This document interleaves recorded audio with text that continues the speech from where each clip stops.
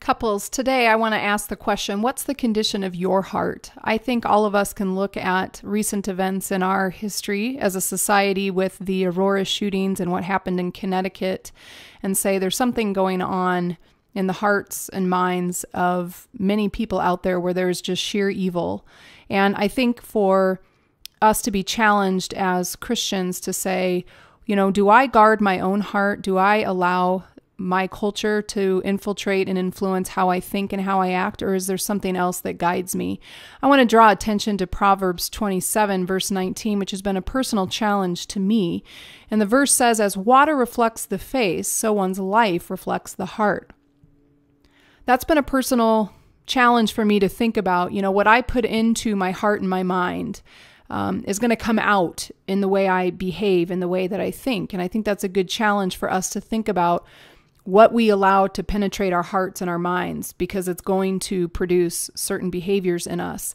So the question then is, what does your heart reflect? And I think the first thing you need to do in answering that question is ask yourself some hard questions. Ask, how do I spend my time? Do you spend time ever thinking about things that honor God, or are you just allowing culture to influence, watching TV shows and movies and, playing video games and things that don't bring any emphasis to godliness or godly traits, but create more of a temptation towards the things that our culture deems important? Do you have spiritual disciplines? Do you spend time reading the Bible? Do you spend time praying and worshiping? Another great question to ask is, do my own standards look different than unbelievers out there? Do we look any different than those that don't care anything about God? I think the next important thing to do is ask your spouse for some honest feedback. I think our spouses know us pretty well. What character traits do you see in me the most is a good question to ask. That can be a real personal challenge. You may not love the answers you get, but I think it could be really informative to say, all I see you do is yell and scream at the kids, or is your spouse able to say, I see you being loving and patient and kind?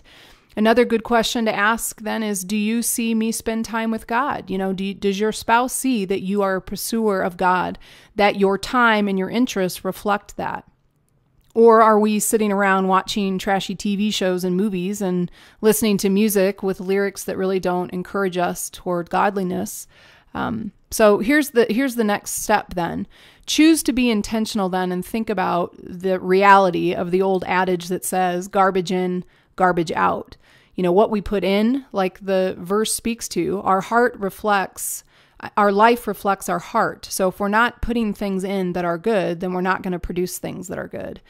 And then make choices that reflect a new heart. As you kind of take that time of evaluating yourself and asking your spouse their opinion, then make choices to be different.